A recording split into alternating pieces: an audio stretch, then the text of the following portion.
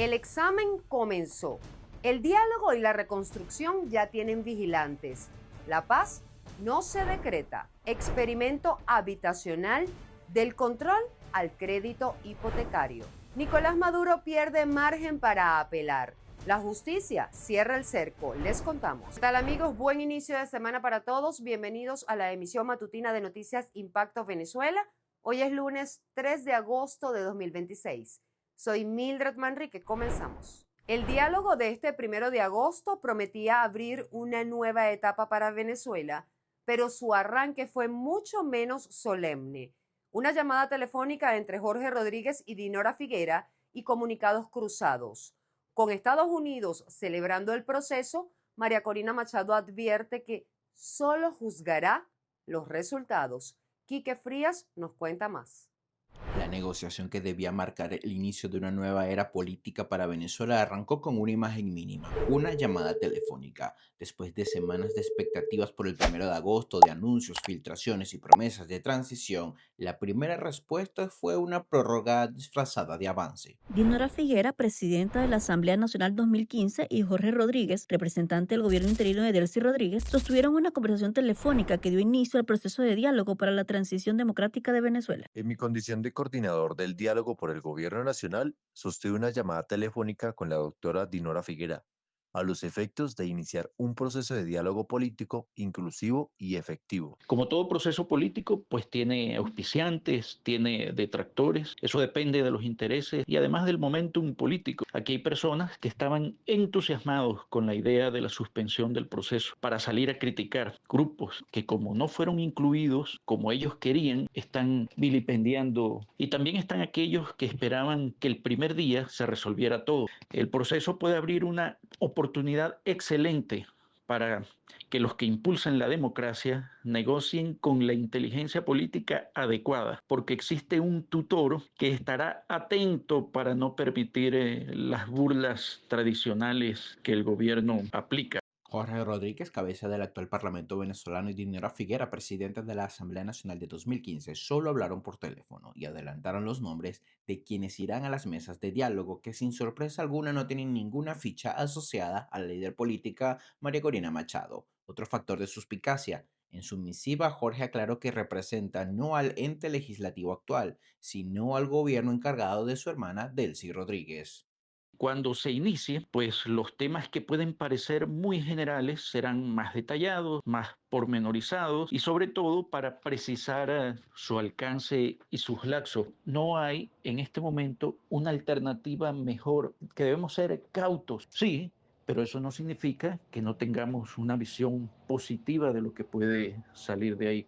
En paralelo, la Premio Nobel de la Paz 2025 María Corina Machado, quien concentra el grueso del respaldo popular de los venezolanos, remarcó que fuera de las mesas de negociación estará vigilante y exigente, como cualquier ciudadano, para que este diálogo no se quede en fotografías, poses ni comunicados, sino en avances para el país, y que el régimen no busque ganar tiempo ni permanencia en el poder. A estas alturas nadie me va a poner bozales. Nosotros no formamos parte de ello, no lo vamos a obstaculizar y lo acompañaremos en tanto en cuanto cumpla el mandato que ha dado el pueblo de Venezuela. Lo que debería hacer es lobbies que le permitan acercarse al gobierno de los Estados Unidos para que el gobierno la reconozca de una mejor manera. Creo que no debe ser a través de posibles movilizaciones o intentos de presión social acá en Venezuela, porque la jugada le puede salir mal. El secretario de Estado de Estados Unidos, Marco Rubio, sobre este hecho no entró en detalles. Se limitó en afirmar que Venezuela va hacia una transición democrática, pero los esfuerzos comenzaron por teléfono y esto genera desconfianza. Los actores del proceso tendrán que demostrar si pueden avanzar en los intereses de la población y, por supuesto, de la Casa Blanca. Reportó para ustedes Quique Frías. Impacto Venezuela. Interactuemos con la pregunta del día de Impacto Venezuela. De lunes a viernes la pueden ubicar en todas nuestras plataformas digitales. La de hoy es la siguiente. Comenzó todo con un contacto telefónico, pero si el diálogo entre los factores políticos de Venezuela, tutelado por Estados Unidos, quiere convencer al país de que esto va en serio, ¿cuál crees que debería ser el primer resultado concreto? Argumenta tu respuesta, los comentarios están a tu disposición. Te leemos en la emisión estelar. Hace 7 meses, la encargada de la presidencia de Venezuela prometió reconciliación y no más confrontación. Hoy en día hay víctimas que siguen esperando respuestas. ¿El programa para la convivencia democrática y la paz está resolviendo el conflicto o solo lo está administrando? María José Prado con el reporte. 7 meses hablando de convivencia, pero ¿cuánto cambió realmente en derechos humanos? La encargada de la presidencia, Delcy Rodríguez, lanzó el programa para la convivencia democrática y la paz el 23 de enero, prometiendo diálogo, reconciliación y consensos para bajar la confrontación política. El programa sí se movió, reportó más de 100 reuniones y más de 500 horas de diálogo con distintos sectores, pero el cuestionamiento es si ese esfuerzo produjo verdad, justicia, reparación o garantías de no repetición. Lo que vimos fue que a pasar de que los días ocurrían, todo esto se diluyó en una vitrina de foros, actividades interreligiosas, gremiales, culturales, que intentan dar la apariencia de pluralidad sin tocar el núcleo duro. Es decir, la justicia, la reparación, el cese de criminalización de la pobreza. Y todo esto cuando lo logramos analizar bajo la tutela del partido político que tiene el poder en Venezuela y sus juventudes políticas.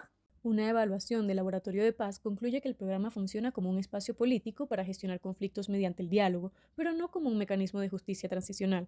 La diferencia no es menor. No tiene un mandato publicado en Gaceta Oficial que establezca qué debe investigar, durante cuánto tiempo, ni cuáles son sus facultades. Tampoco funciona como una comisión de la verdad que debería investigar, escuchar a las víctimas y producir conclusiones públicas.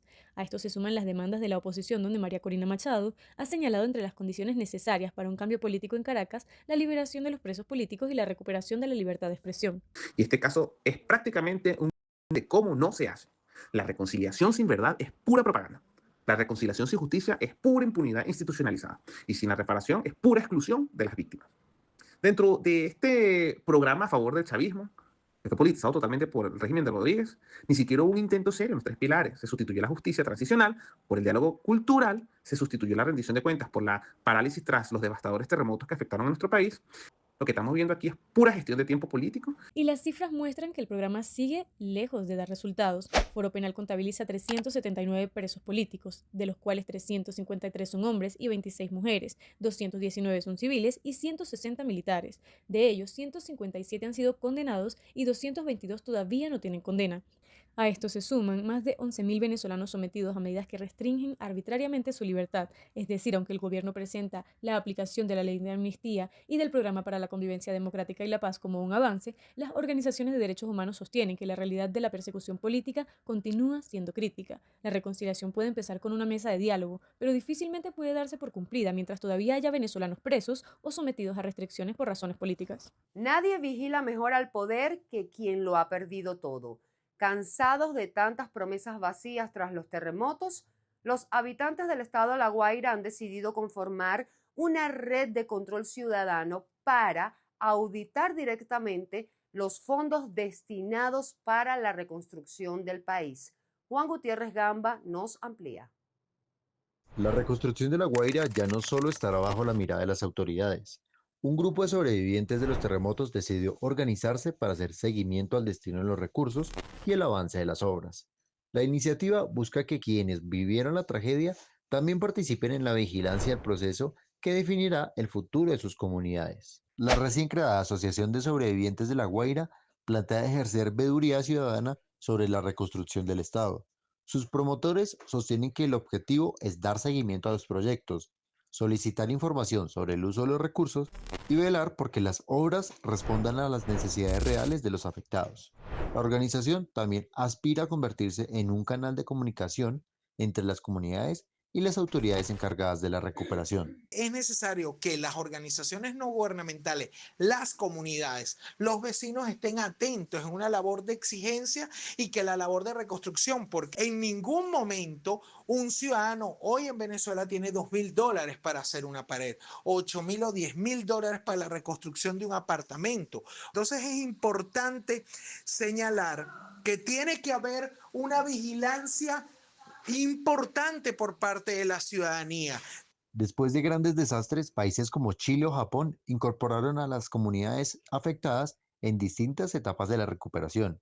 Los especialistas coinciden en que la participación ciudadana puede fortalecer la rendición de cuentas, detectar problemas durante la ejecución de las obras y ayudar a que las soluciones respondan a las necesidades de quienes permanecen en el territorio. Pero también requiere acceso a información pública y canales de diálogo con las instituciones responsables. En Vargas celebramos que esté un grupo, se haya creado un comité de sobrevivientes. En Caracas, desde el Frente Norte de Caracas, creamos un comité en defensa de los derechos humanos de los damnificados en Caracas, que hoy siguen en carpas, que hoy siguen abandonados por el Estado y están sobreviviendo en las calles y buscando recursos para reconstruir. La creación de esta asociación refleja que la reconstrucción no solo implica levantar viviendas y recuperar servicios. Para los sobrevivientes, participar en ese proceso no es solo una forma de exigir transparencia, sino también de contribuir a que la tragedia no se repita por decisiones equivocadas o falta de controles. La nueva ley de arrendamientos y créditos hipotecarios promete reactivar el sector, pero el verdadero desafío está en convertir estos anuncios en resultados concretos sin generar, por ejemplo, mayores presiones inflacionarias. El informe con Juliana Palmar.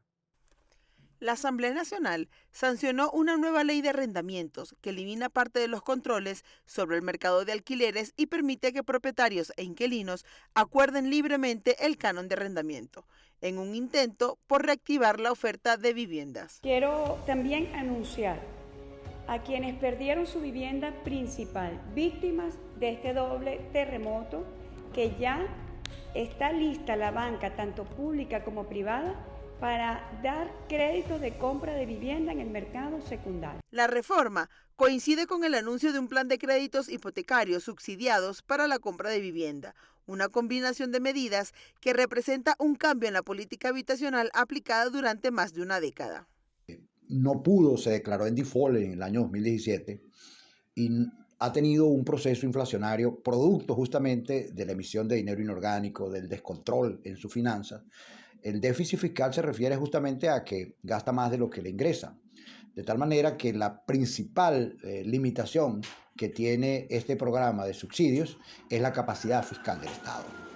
El Estado no cuenta con los recursos para financiar.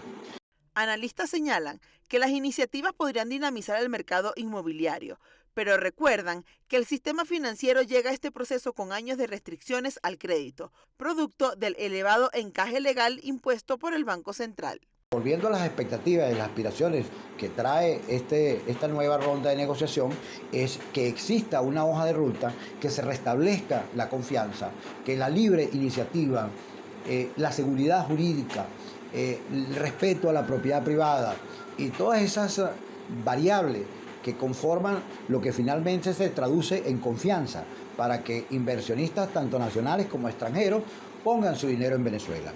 Estamos hablando también, por cierto, de uno de los sectores de la actividad económica que se ha contraído de una manera muy importante, entre 70 y 80%.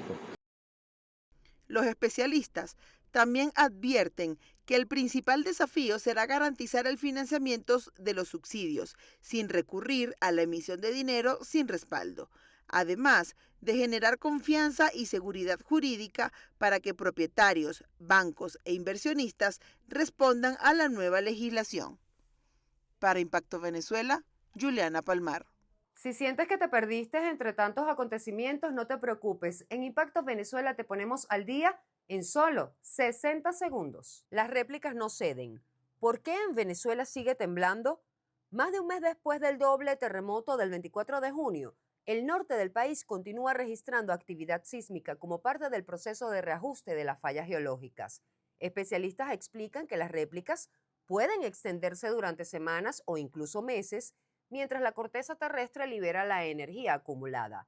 La alerta volvió a activarse este 2 de agosto. Funvisis reportó un sismo de magnitud 4.2, registrado a las 2:37 de la tarde con epicentro a 9 kilómetros al sureste de Irapa, estado Sucre, y una profundidad de 28 kilómetros. El movimiento fue percibido en localidades del oriente del país.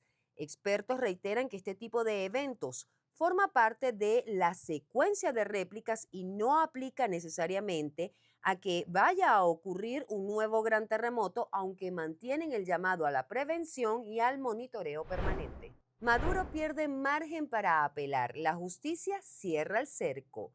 El proceso judicial contra Nicolás Maduro en Estados Unidos avanza hacia una nueva etapa con el juicio programado para el 1 de junio de 2027. Según la periodista Maybor Petit, el juez federal Alvin Hellerstein está blindando el expediente para reducir al máximo las posibilidades de apelación, resolviendo previamente cada controversia legal que pueda ser utilizada por la defensa. Maduro y Cilia Flores enfrentan cargos relacionados con presunta conspiración para narcoterrorismo y delitos con armas, que podrían acarrear en cadena perpetua. La defensa insiste en alegar inmunidad presidencial e inconstitucionalidad del proceso, argumentando que el tribunal deberá resolver antes de iniciar el juicio. La información continúa y nosotros también. Acompáñennos en impactovenezuela.com y @impactove en redes sociales para más. Suscríbanse y activen las notificaciones en el canal de YouTube. Que tengan un buen día. Nos vemos mañana.